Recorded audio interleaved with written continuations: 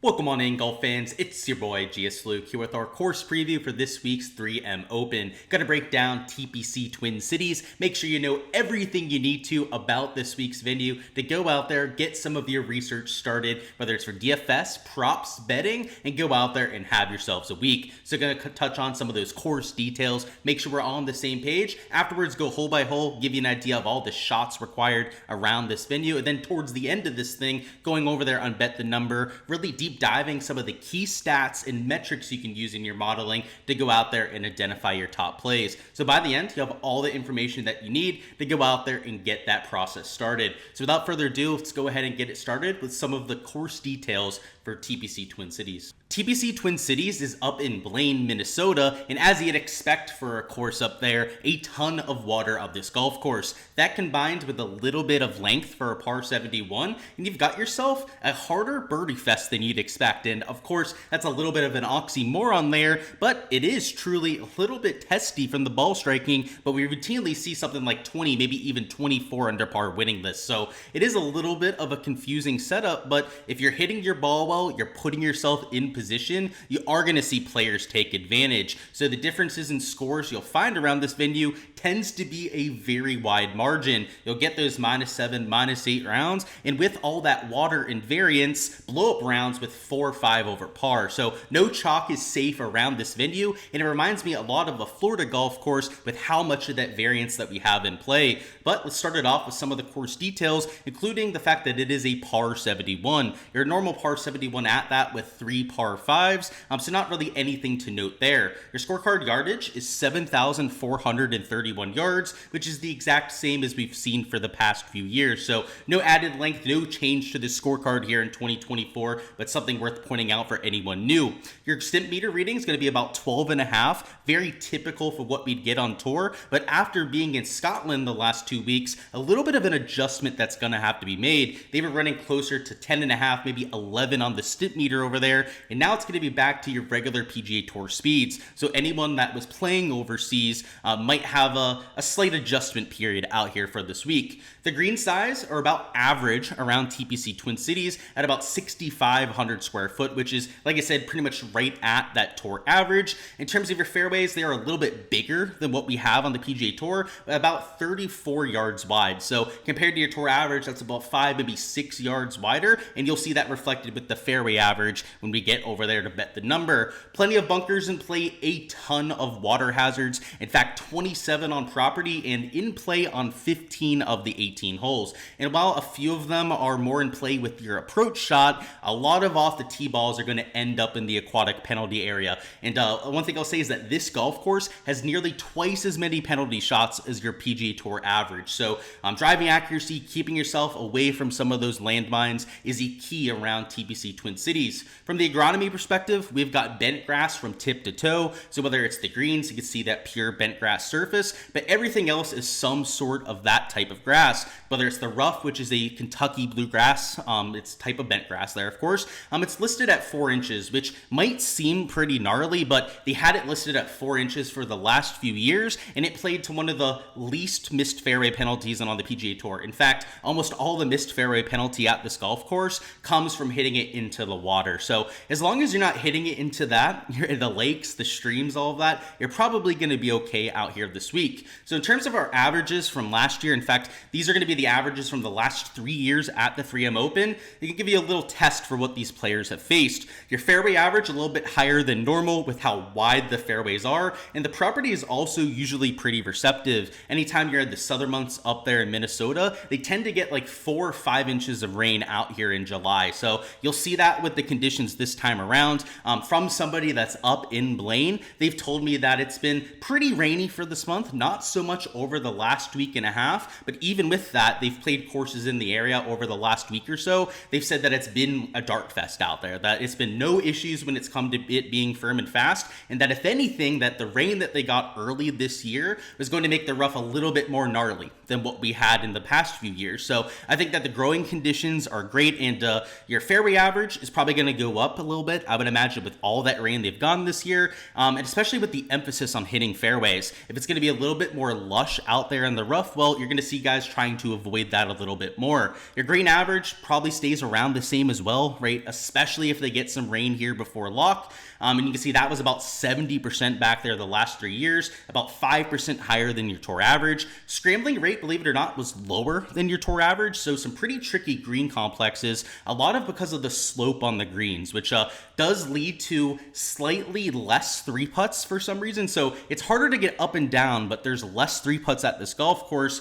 So a little bit of a conundrum there. Normally when the scrambling percentage is lower than what we have at other courses, you'll see more three putts, but that's not the case here. Your birdie average, a little bit higher than tour average, plenty of scoring opportunities out there with how receptive the greens are. Your bogey average, a little bit lower than what we have out here on tour. And like I said, a birdie fest, one where you can go low, but with all the variants out there, a lot of big blow up holes as well. A few other things I'm going to look at is down here and bet the number, of course. Use code Gsluke if you guys are signing up. Great resource to break down these golf courses. You'll see that despite there being wide fairways and them being pretty receptive, this is not really a driver's paradise. They've got it rated here and bet the number as a 5.6 out of 10 when it comes to bomber's paradise. And you can really only hit driver on 9 of the 14 tee shots, which is definitely a little bit atypical out here for a tour course, as normally, especially at a birdie fest like this, it's driver on 12 of the 14 holes, if not all 14 of the 14. Because of the water in play, you've got to tone it back a little bit, which doesn't make this a place where driving distance is the key. It's about keeping yourself in play, avoiding the big numbers with the water, and you've seen that with some of your champions. You've had bombers like a Tony Finau get it done, but a Lee Hodges, more of an accuracy guy, and historically a lot of really shorter hitters that have gotten it done here, and that is reflected out here with this bomber's paradise. Your approach distribution is especially skewed towards the middle irons to maybe longer irons. You can see this 125 to 175 range is where a majority of your shots are going to come from. In fact, over 6 per round out there in that range. But this 175 to 225 range, which is where you're going to get a few par 5 shots, but almost all your par 3s and the other half of the par 4s, is also extremely utilized. So you can see those middle irons, maybe the longer irons there from 175 to 225, are where you're going to want to put most of your approach emphasis. Also worth noting that a lot of these are coming from the fairway. So with that higher fairway average comes a lot of shots coming off of tee boxes or out there in the short stuff. Around the green metrics, pretty typical, I'd say. Again, maybe slightly harder to get out there and get up and down at this kind of golf course. And the putting numbers are all pretty much right around what we'd expect. Now that we've talked about some of the course details, let's go hole by hole and give you a taste of what these players are going to face. So first off, hole number 1 is about a 411-yard hole. Definitely one of the birdie looks that you're going to have, as you can unleash a driver here. There's no water to worry about. These fairway bunkers aren't all that penal around here. And because this green complex is also one of the flatter ones on property, one where if you can hit it into that 8 to 10 foot range, you're going to have a good chance making it. Hole 2 is 468. You do have the water in play here, and honestly, get used to it. Almost every tee shot, you're going to have that in the back of your mind. And if it's not on the tee shot, it's going to be for your second shot in. So water down the right, the angle off the tee is the difficult part here. If you were to choose to take a driver, it not only brings that water into play, but also makes it really easy to run through the fairway and into this rough. So you're going to see a lot of players hitting 3-wood here, maybe even a driving iron. If it's playing downwind, that will pretty much be the case for every player in the field. Hole 3 is 550. It is listed as a par 5, but will be played as a par 4 for these tour pros. So I'm just going to go ahead and set the tee box up here where it'll be for these tour players. And it's actually going to be a little bit further back. It was playing about 490 back there in 2023, which puts it at about this spot back here. So obviously it's going to be a 2-shotter, not a 3-shotter like they have it on here. So let's go ahead and set our first target up here in the landing zone. Landing zone might be a little bit further back for most. That's there at 330, but yeah, set the right thing. Let's set target 1 back here. It leaves you about 190 to 200 yards in. If you move up the tee box, you obviously are going to take that direct line to the green. It doesn't play as long, right? Normally, you'd be laying up because your tee shot's further back. Maybe even have to hit a 3-wood because of these, fairway bunkers, the trees out there to the right. Because you can get it up there and the tee box is in a much more reasonable position, your second shot's directly at the green, which does shorten this up a little bit. It actually plays closer to 175 to 180 if you can get it out there 300 yards. So a very reasonable par 4, not the par 5 that you see here.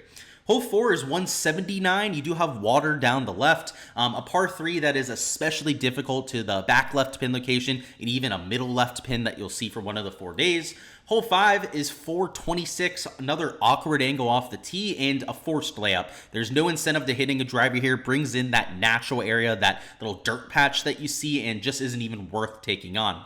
Hole 6 is 589. This one is a par 5, and the longer you are, the further right you can take an angle off the tee here. In fact, guys like Keith Mitchell might even try and go out there towards this cart path. It's only about 316 yards there, and if you can pull that off, the second shot in becomes very doable. Normally about 600 yards is pretty dicey if you're getting home in 2, but if you're an elite tier power player, it's a driver, then maybe a driving iron in. A 3-wood's probably too much for a lot of the power guys at 250, so definitely a birdie look and potential eagle look like you saw for Lee Hodges in round 4 last year.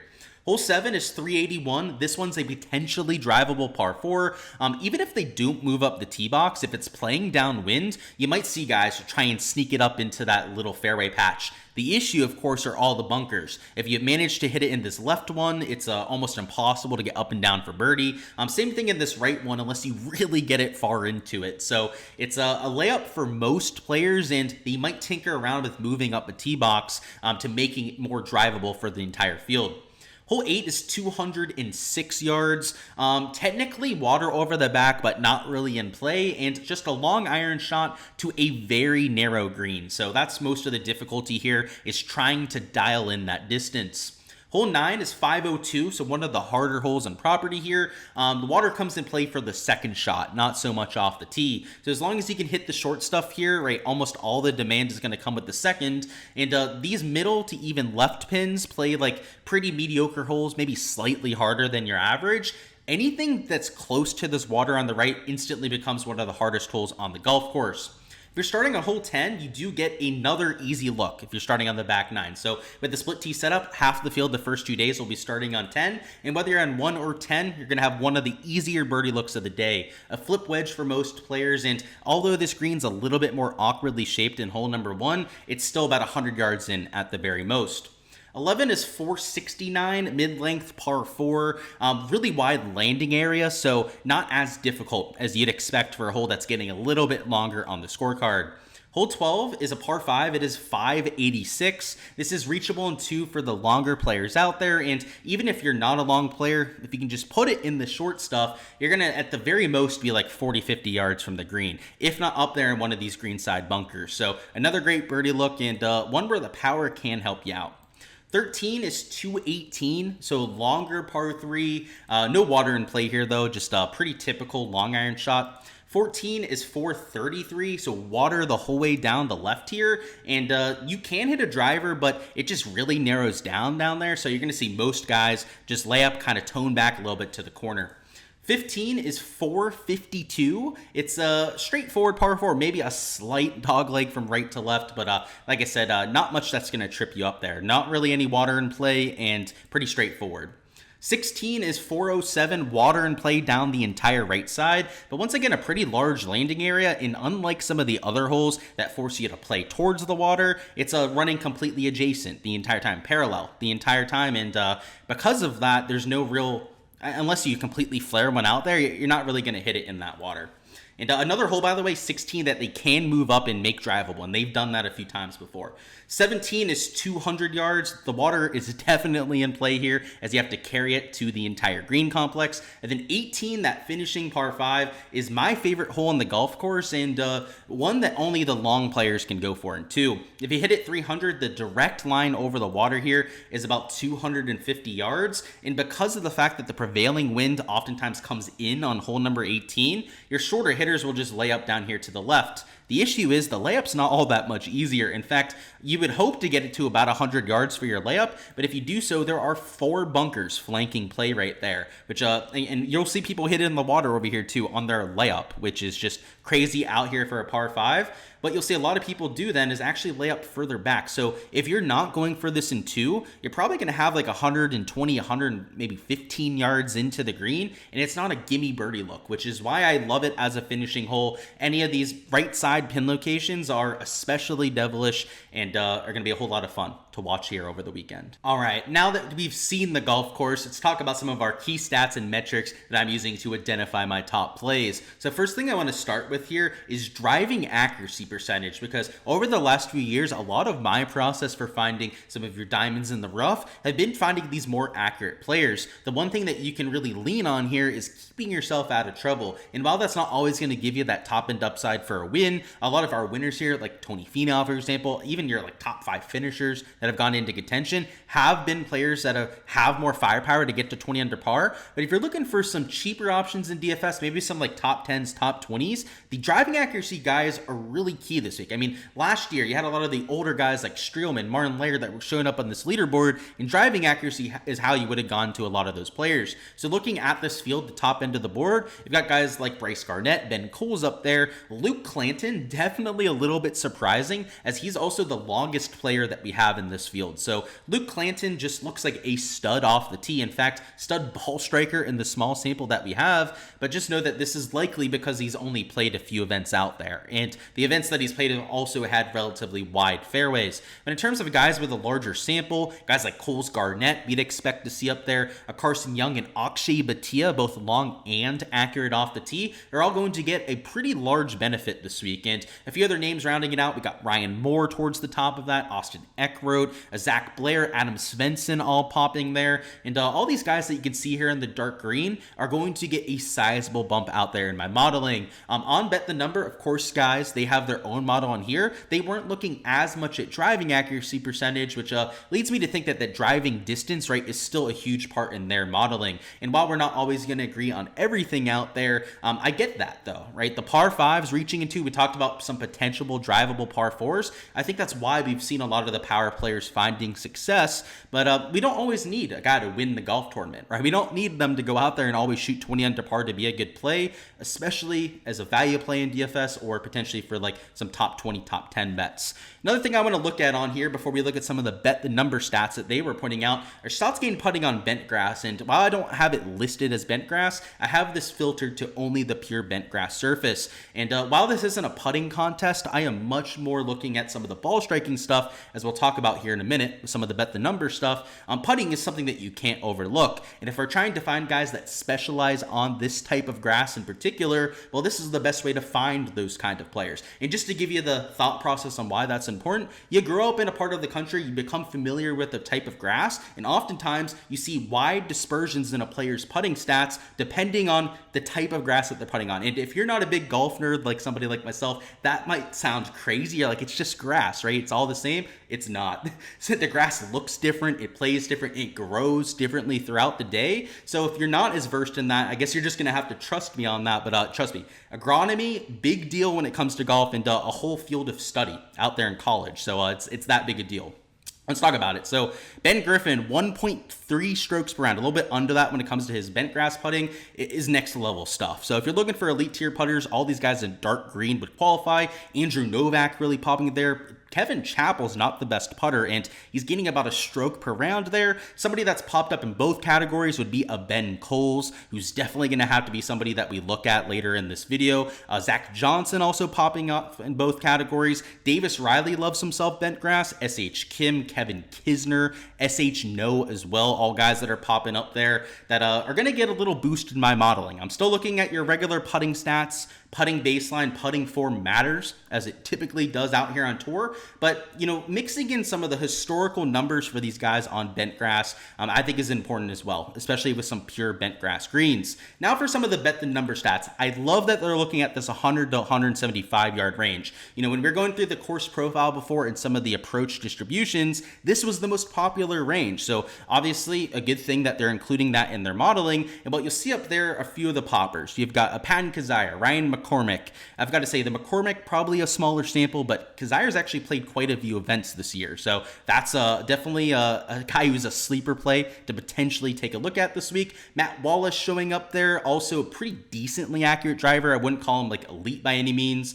You've got Scott Piercy, ADDC, Kelly Craft, and Eric Van Rooyen, who of course played his college golf at nearby Minnesota. So that's kind of cool to see for an EVR there. All guys that are popping up there as well. Another approach range that I'm including would be the 175 to 225 range, because just like I mentioned before, the second most common range was that 175 to 225. So, the fact that they're looking at 100 to 175, when I run my modeling on my end, I'm also going to be adding 175 to 225. So just something that I'm adding on top of what they're doing over here. But once again, glad to see them including those middle irons, as there's going to be plenty of shots from that range. They're looking at some putts from 8 to 15 feet. This is where a lot of your scoring looks are going to come from. And because the winning score might be near 20 under par, wind dependent. If there's low winds, it'll easily get to 20 under par. You're going to have to make these 8 to 15 footers. So you can look at your regular shots gained approach. That matters. But if you're looking for scoring putting, that's essentially what they're doing right here.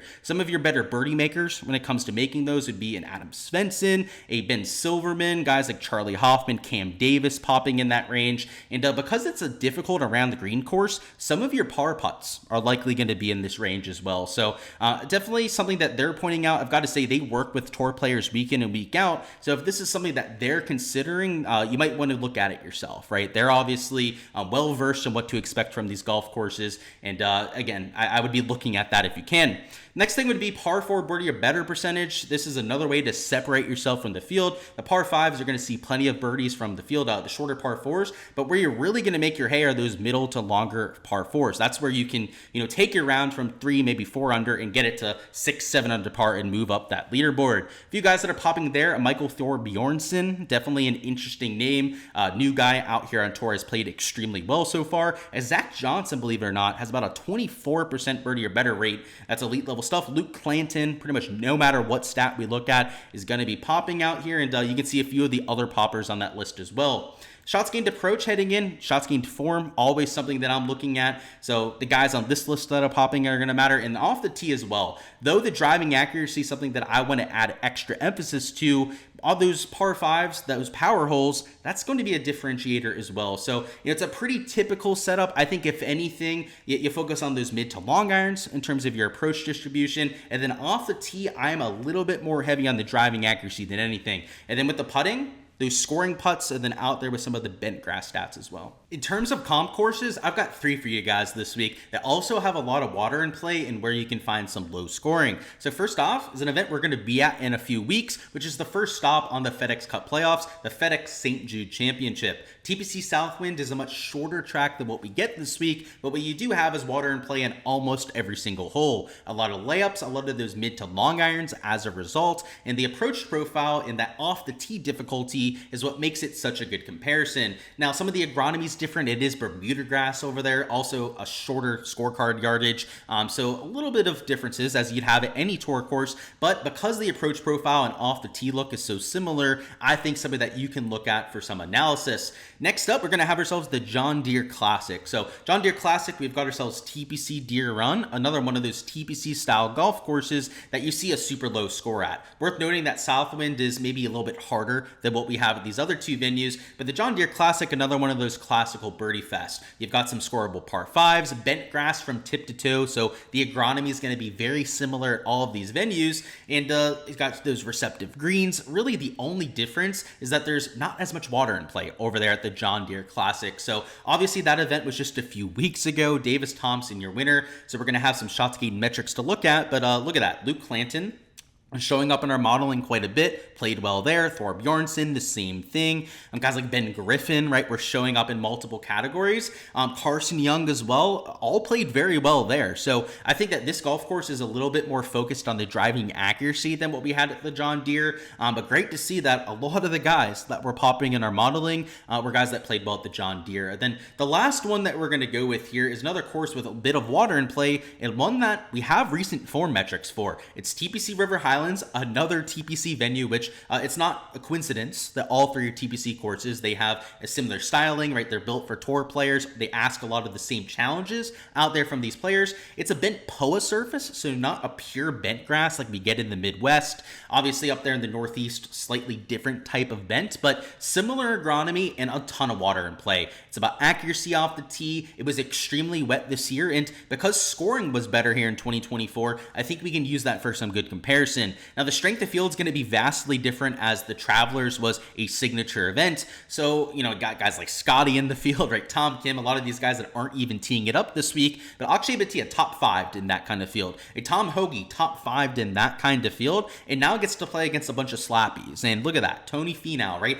A guy who's had a ton of success at the 3M Open is a guy that top 5'd at this event this year. So I don't think that the strength of field makes it unusable. It's just something that you have to take with a grain of salt, right? Top 5, a top 10 in that kind of event might be a win here at the 3M Open. So 3 courses that you can use for some of your crossover, and that should play similar to what we're going to get this week. Alrighty, guys, that is all I've got for the course preview this week. Before you hopping out of here, go ahead and smash that like button for me, and also go ahead and comment down below what you've got as your winning score. If you go ahead, get the exact number, you will win a free month of my Patreon page. So go ahead, claim your score down below, because once a score is taken once, it cannot be taken again. So make sure whatever you're guessing has not been guessed by somebody else, and go out there and try and earn a free month of that Patreon. Of course, that is where I'm posting all my analysis, all the behind the scenes content that I'm posting for every single week, including my DFS analysis, where I'm posting all my projections, modeling, my exposure out there for any given week, showdown stuff posted over there as well if you're a single round player,